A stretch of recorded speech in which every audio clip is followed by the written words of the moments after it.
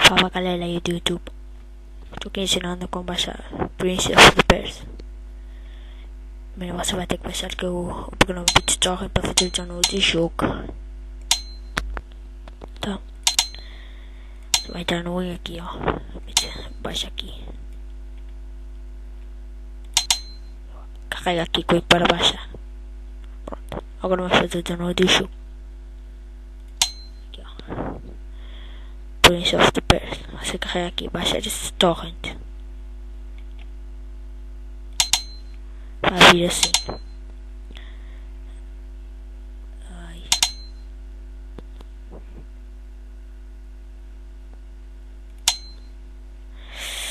Eu baixei no meu documentos download. Vai vir aqui, ó, você dá 2 cliques. Vocês todos sabem da coisa. Você vai abrir.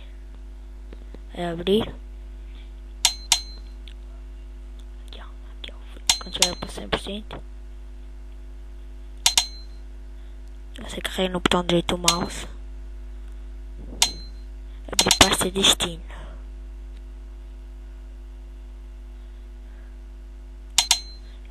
Você aqui vai o meu trabalho, você carrega aqui botão direito do mouse, novo, pasta, cria o nome Prince of the Persia, vai abrir esta aqui, você baixou,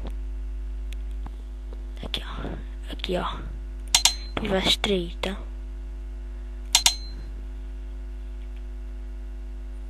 Extrair para esta pasta aqui, ó. Pronto. Depois de ter carregado, você vai carregar. O meu não vai ter, porque eu já instalei o jogo. Mas você carrega em setup. Você sabe que todos os setup, né? Depois é só instalar normalmente. E é só agora. Aqui vai criar este iconezinho aqui, ó. Vai. Pronto. Espero que tenham gostado. É nada de menos. Nada mais de menos aí. É muito fácil.